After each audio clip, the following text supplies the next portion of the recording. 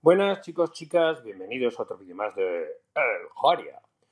Comenzamos en geometría con la parte de problemas métricos y estamos en el reino de la bricomanía. Aunque ahora va a haber menos bricomanía, ahora va a haber un poquito más de tostón. Lo primero que vamos a tratar es el tema de los ángulos, que quizás es un poco pesado, pero luego veremos que realmente es siempre la misma fórmula y que solo se produce un pequeñito cambio al final. Espero que estéis preparados porque allá vamos.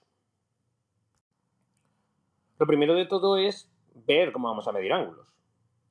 Entonces, para esto viene nuestro querido producto escalar. El producto escalar de u por v era el módulo de u por el módulo de v por el coseno del ángulo que forman. Y aquí tenemos el kit de la cuestión. Si despejamos en esta fórmula, los ángulos se pueden medir multiplicando escalarmente los vectores y dividiendo entre el producto de los módulos. Nuestra primera parada es el ángulo de dos rectas. Antes de ver cómo se calcula, vamos a ver qué es. En el caso de rectas paralelas o coincidentes, no hay que calcular nada. Se dice directamente que el ángulo es 0. Si las rectas son secantes, se define el ángulo de esas dos rectas secantes que tenemos aquí, lo digo por si acaso no se ve y no se distingue con el de abajo, como el menor del ángulo que forman. Ya vemos que dos rectas forman cuatro ángulos, que son iguales 2 a 2. Bueno, pues en principio es el menor, lo cual ya nos garantiza que el ángulo de dos rectas como mucho, podría ser 90 grados o menos de 90 grados, es decir, un ángulo del primer cuadrante. Si las rectas fueran cruzadas, hay que hacer un truquito, pero al final va a ser también el ángulo de dos rectas que se cortan. Si yo tengo esta recta S y esta recta R que son cruzadas, lo que haré será proyectar R sobre el plano que contiene AS y es paralelo a R. Está claro que R' y S son secantes y se define de este modo el ángulo de esta recta y esta como el mismo que forman S y R', es decir, nuevamente un ángulo de dos rectas secantes. Esto para nosotros va a ser totalmente transparente. No intentaremos mirar cuando las rectas son secantes o cruzadas de este modo, simplemente se nos dará el ángulo. Una vez que sabemos lo que es y que en realidad nos vamos a dedicar siempre a hacer el ángulo de dos rectas secantes, vamos a ver cómo se calcula.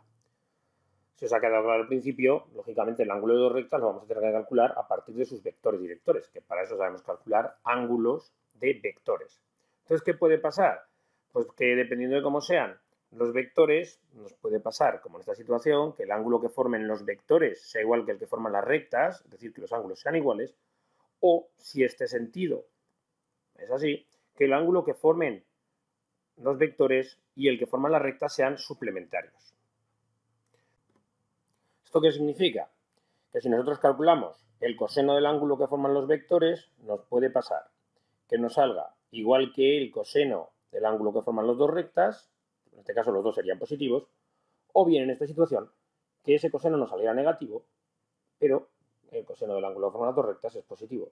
Para arreglar esto, lo que haremos será calcular el valor absoluto del coseno del ángulo que forman los dos vectores y solucionado.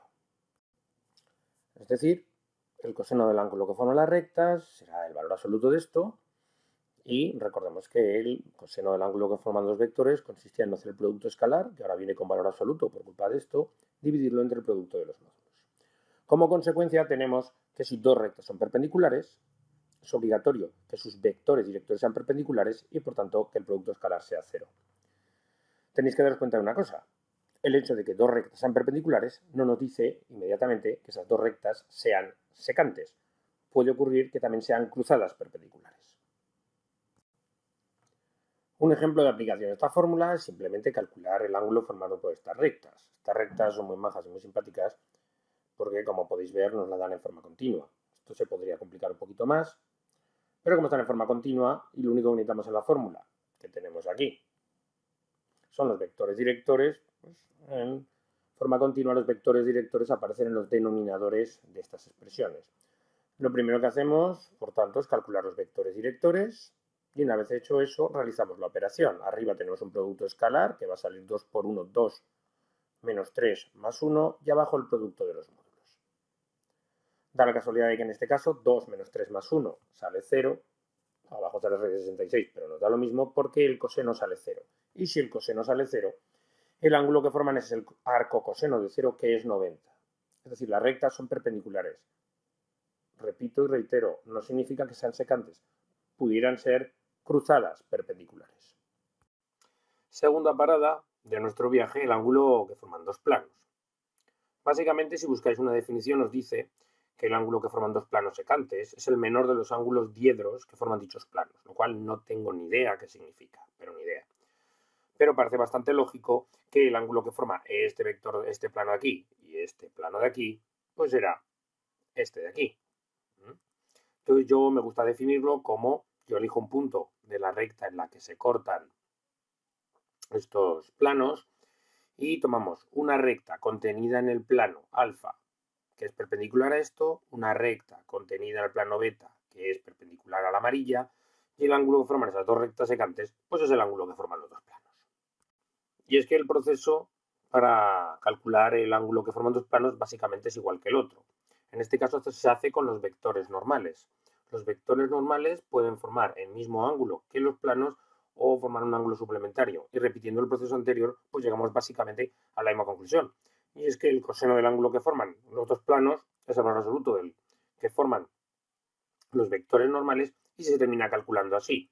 Es decir, arriba el valor absoluto del producto escalar y abajo el producto de los módulos. O sea, igual que antes, cambiando vectores directores por vectores normales. Tercer ángulo, este un poco más fácil de ver. El ángulo que forman un plano, en nuestro caso alfa, y una recta, en nuestro caso r. Vamos a suponer que son secantes porque, claro, los otros dos casos, en los cuales la recta sea paralela o esté contenida en el plano, pues tienen poca historia. Se dice que 0 y fiesta.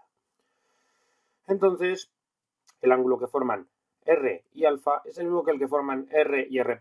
Otra vez un ángulo de dos rectas secantes. ¿Que quién es R'? R' es la proyección de R sobre el plano alfa. Con lo que el ángulo sería este de aquí. Una vez más, tenemos el mismo problema de siempre, lo que pasa es que ahora con distinta solución.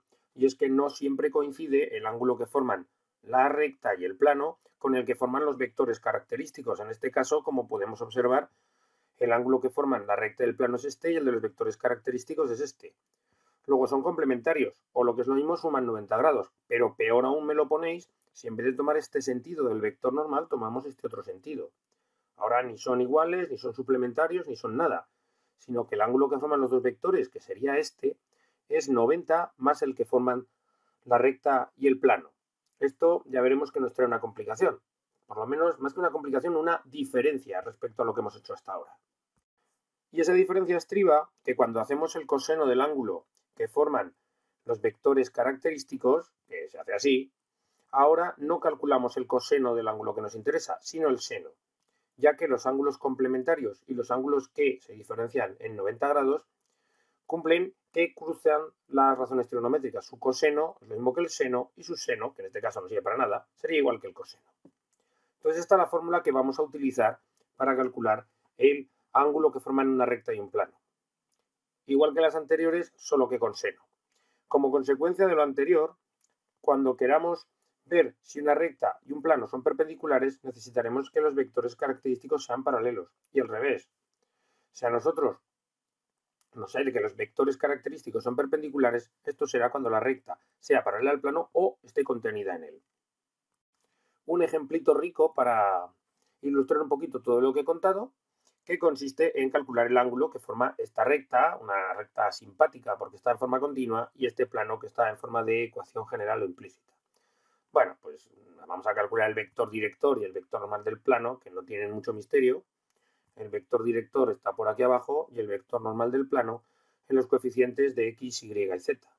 Ahora aplicamos la fórmula, que consiste, como ya debemos saber, en hacer el producto escalar de estos dos vectores, que vuelve a salir 0, por cierto, y dividirlo entre el módulo de los vectores, tanto del vector normal, que es este, como el vector director. Luego sale 0. Pero, vuelvo a recordar, ahora no nos sale que el coseno sea 0, sino que el seno del ángulo que forman es 0, con lo que el ángulo que forman es el arcoseno de 0, y en este caso sería 0, lo cual quiere decir que la recta o bien está contenida en el plano o bien es paralela a él. Bueno, ya hemos acabado este pequeño tostón. Ya sé que era un poco tostón, aunque yo creo que es sencillo. Y recuerdo que básicamente siempre hay que hacer el producto escalar en valor absoluto en el numerador y abajo el producto de los módulos de los vectores característicos. Siempre sale el coseno del ángulo que buscamos, excepto en el último caso, que sale el seno, en el caso del ángulo de la recta y el plano. Espero que el vídeo os haya gustado, like si fue así, dislike si no, cualquier comentario me lo dejáis ahí y os espero en el próximo vídeo de Jaria. Hasta luego, adiós.